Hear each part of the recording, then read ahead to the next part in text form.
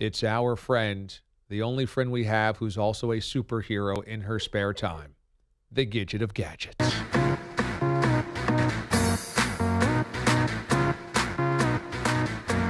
It's our Gidget of Gadgets, Katie Linendoll, for the latest in sports technology and ox roast recipes.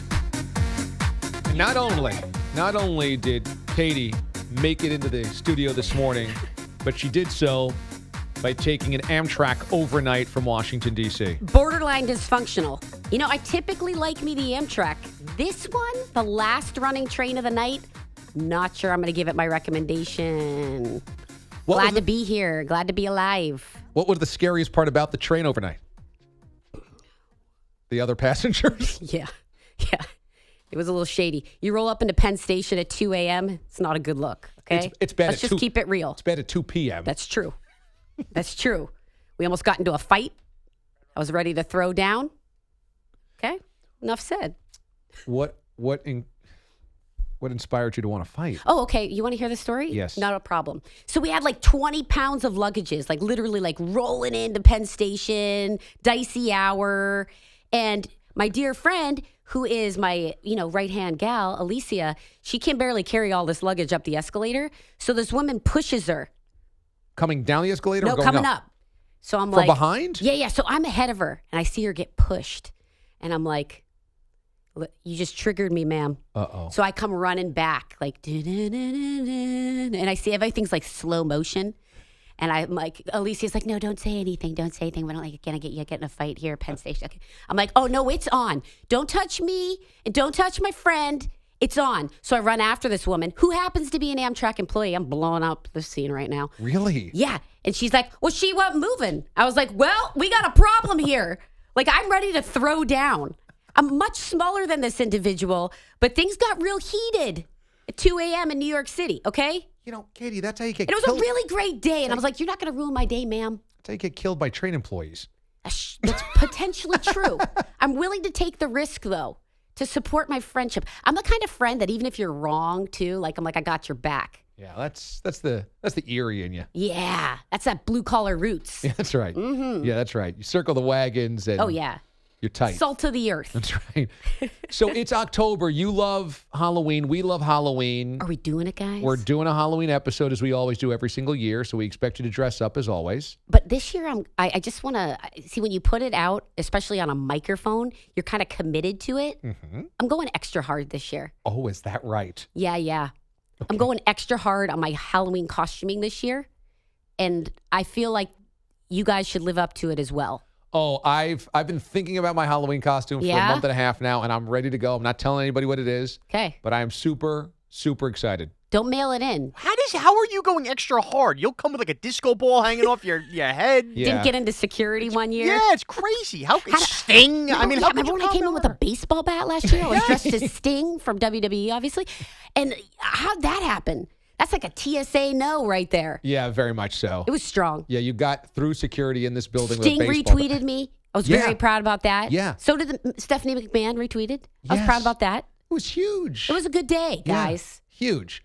So no one got pushed by an Amtrak employee. For our listeners getting ready for October and Halloween, what can they do to get ready and get into the spirit over the next couple of weeks? Like, what will you do? Oh, so it's big time. So I have one of those houses. So I'm from Boston.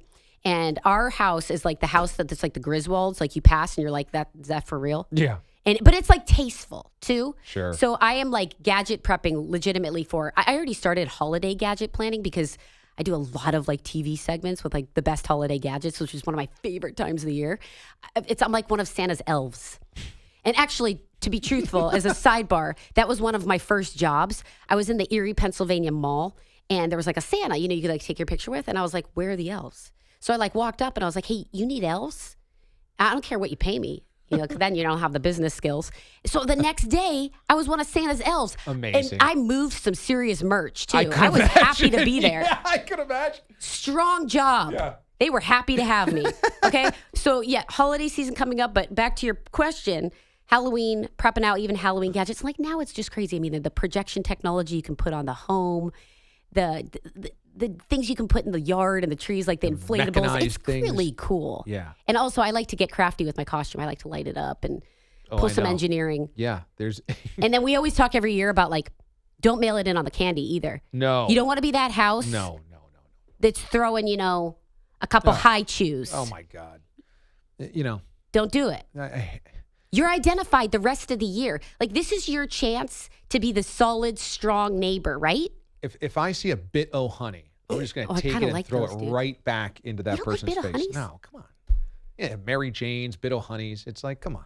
Yeah, that is a little 50s. Yeah, It's a little passe. 1850s. I want to get to all your other Yeah. stuff that's going on here because we are limited for time this morning. Yeah, let's do it. Katie Linendoll, the Gadget of Gadgets, joins us. And you've been kind of dotting the America looking at like esports Oh and my these gosh. huge events. Can we talk esports? You and I discussed esports, I think it was like a year or two ago. Mm-hmm. And I have been blown away at just the massive, massive growth. It's like a multi-billion-dollar vertical. Yeah. And for you, I'm interested to get your opinion because it's become so big. And now major leagues, like the last piece that I did on esports was with the Cavs. I mean, they have their own professional gaming league, as do many teams in the NFL too. Right. But it's in contention to be an Olympic sport right now. We're talking professional gaming. That's And incredible. if you're like, that's ridiculous, it's getting so massive. And I mean, even the prize money, these players, and I'll get to the event that we were at the list last weekend because it just leveled up my thoughts on esports in general. But the players that are professionally gaming, they have access to massage therapists. Right. They have personal psychologists, chefs. The prize money is sometimes upwards of $5 to $25 million to win. Mm-hmm. It is crazy. Yeah. So over the weekend, we went to what is called the Super Bowl of esports, the Overwatch League Grand Finals. It was at Wells Fargo, home In of the Fellia. 76ers, Yeah. home of the Flyers, sold out. Sold out. You couldn't get into the building. That's 20,000 people watching Crazy. video games. And hundreds and thousands streaming live. Yeah. So my team and I went there and we were like totally hyped for the scene. It was so on fire. Like you felt like, for me, it was like a WWE experience. I'm a big WWE fan. Like just the pyro and the lights and the hype and just good fan base. And it starts and we're watching 12 dudes on a PC playing Overwatch. Yeah. It was wild. Prize money all in was $5 million. And just watching this exponential growth, because on the side, I have to say from like a business standpoint, everybody's always talking about like, oh, how do we get millennials? How do we get millennials? I can't tell you how many technology meetings I'm in where they're trying to target that younger audience. Mm-hmm. Let me give you the statistics because MLB viewers, the average age is 57. NFL viewers, average age is 50. Overwatch League, average age watching, 24. This There it whole is. Circle it next right there. group, I mean, if you want to target a younger fan base, it's massive. I was blown away by the experience and just what an activation. And I think it's just going to get larger and larger. And what we're finding is that arenas are popping up all over the country just to accommodate esports. Like Yeah. arenas being built around the globe. I mean, that's crazy to me. So I think it's a topic, and I think it's a debatable topic because I spent half my career, as you know, in professional sports and technology. And is it a professional sport? Is it an Olympic sport? And you'll have people on the athlete side, and I gotta say, I have a hard time with it. I think it's like truly entertaining. It's an amazing skill and set. takes a ton of skill. Yeah.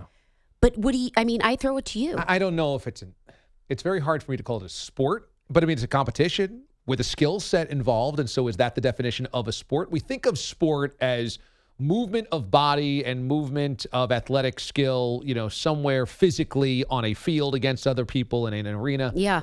And this is a little bit less that. But I mean, look, the popularity of it demands that you pay attention to it, and Nuts. it demands that you take it seriously. 400 million players worldwide today, and predicted to grow by 14% in 2021 to 500 million users. I mean, it's nuts. 500 million users is like almost twice the population of the U.S. That's totally incredible. I was truly blown away. And I want to throw it to, we cut this amazing piece. So if anyone wants to view it, we popped it up on my katielinendoll.com this morning. I have an amazing team that was like so hyped to be at Overwatch. They play a ton of Overwatch. I'm really in the Nintendo vertical as a gamer myself. Of course. But we cut this amazing piece and just show you, we had exclusive interviews with some of the players and some of the coaches. And you can totally check that out at katielinendoll.com. Very cool. Or on my social.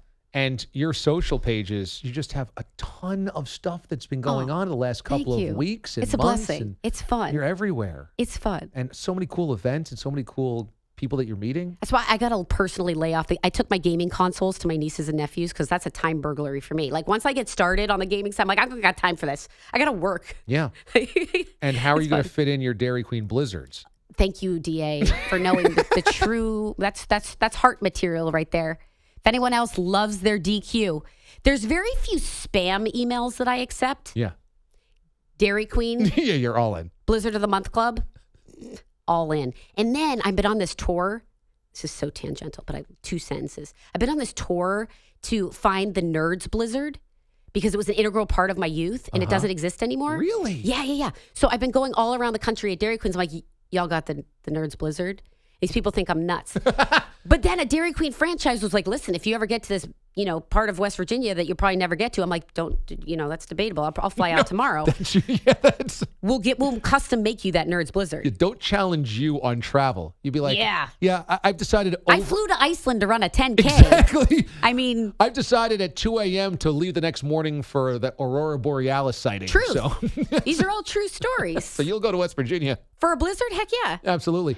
I'm also excited that Pizza Hut has gone back to the retro logo. That has made me feel like I'm back in my youth as well. That's another vice for me. Are you a Pizza Hut fan? Absolutely. Dang it. But only with the retro logo. Now I'm back in. Oh, it took that. A pitcher of soda and a huge pie in front of you, and I can sit down and have some good times. Deal.